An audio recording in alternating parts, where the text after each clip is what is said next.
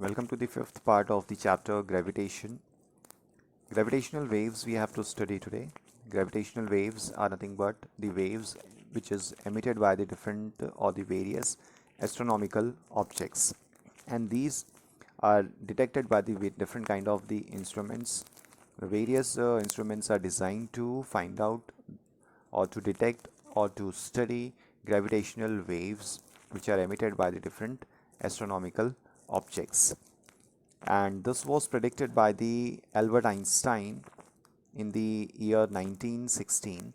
And after that, the various scientists worked on it and made a different kind of the arrangements or the instruments to study it. Among this, the LIGO, Laser Interferometric Gravitational Wave Observatory, is the prominent one or the important one, which helps to study this in a proper details. After that, the next part what we have to study, that is the free fall. We had already stated about that the various objects or the different objects existing on the Earth's surface or near to the vicinity of the Earth's surface, they all are getting attracted towards the center of the Earth.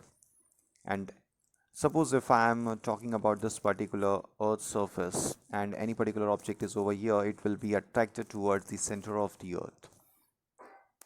Same way, suppose if a person is holding a stone, on the palm, then gravity or the gravitational field of Earth will try to attract it downward, but at the same time, hand will give it a opposite reaction to it, and that's why when we hold a stone or any object in our hand, then it remains in the stationary state because these two forces, the gravity F1 and F2, suppose if I'm labeling to it, this both the forces are balanced or they are balancing to each other.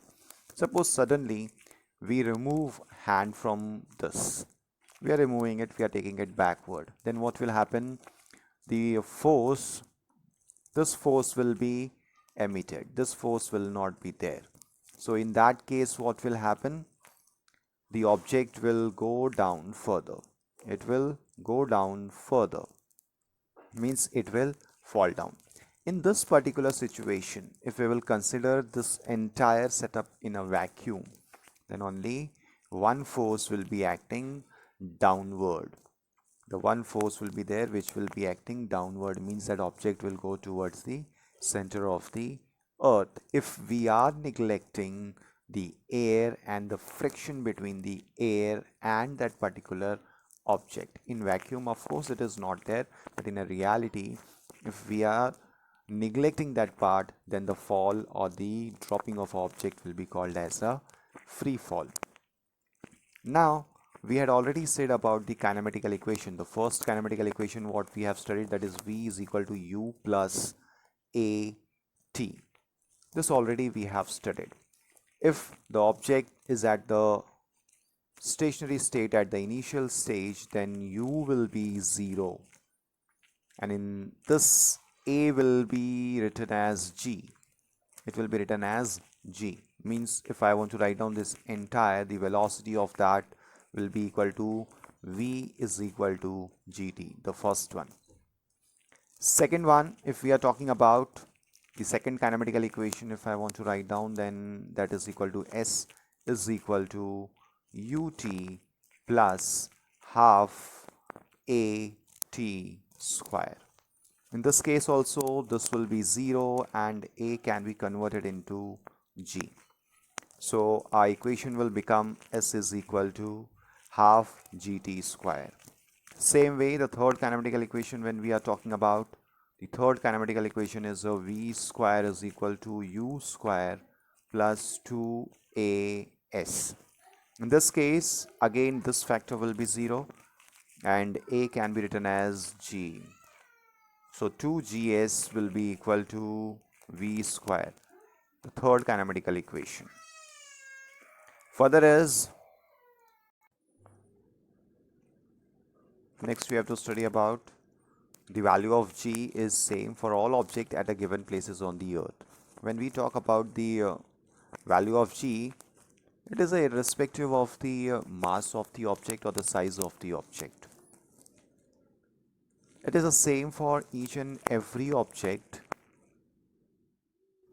Suppose if we have two metal spheres, one is a smaller in a size and one is a bigger in a size. If I want to draw them, then one is a smaller in a size and one is a bigger in a size. And if these two are allowed to fall from the same height, then the both will fall at the same time on the Earth's surface. Suppose instead of this, if we are taking a feather and some metal heavy object, then in that particular case the metal ball will reach ground early as compared to the feather. It's not like because of a different gravity experienced by them. Gravity experienced by both of them will be same, only it's because of the beyond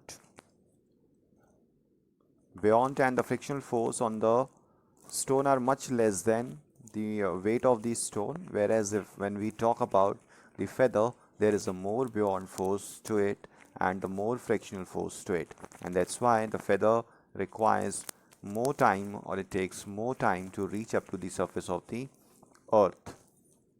The next, they have given some numericals which later on we can discuss. The next is gravitational potential energy.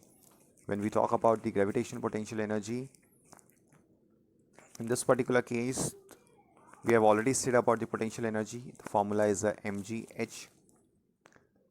But the large values of h, if we are above the surface of the earth, then the large value of h, the value of g decreases with the increase in h.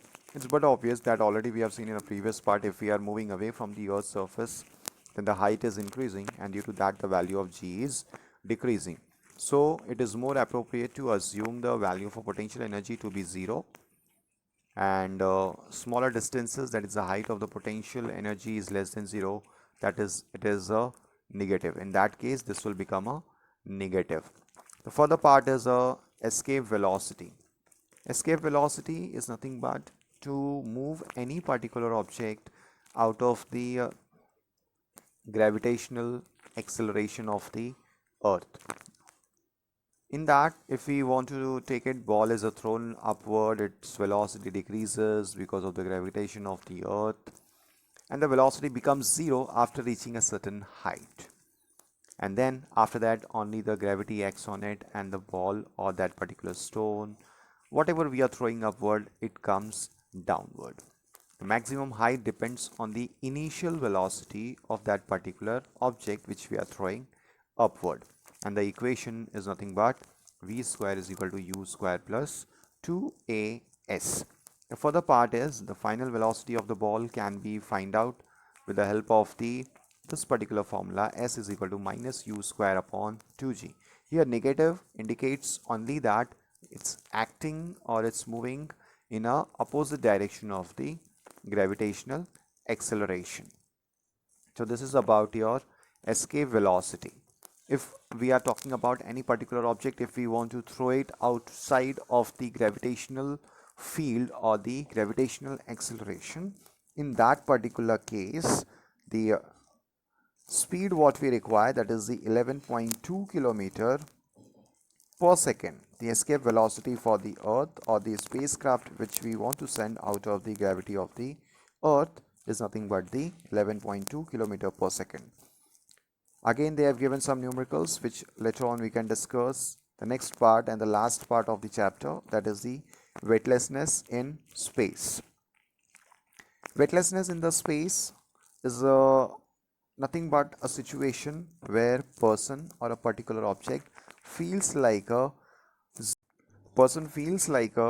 zero weight in the space.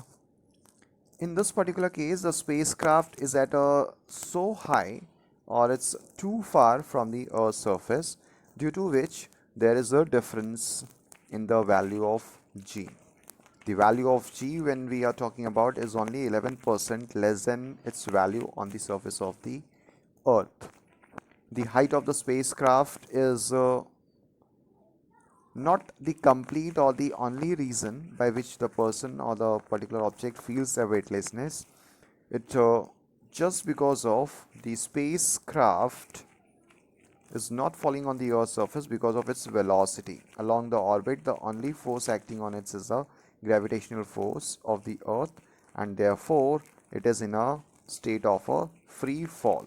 Means, in a simple words, if I want to explain it, the particular spacecraft in which the person, the astronaut, or the particular object is present is revolving around the earth with a higher velocity.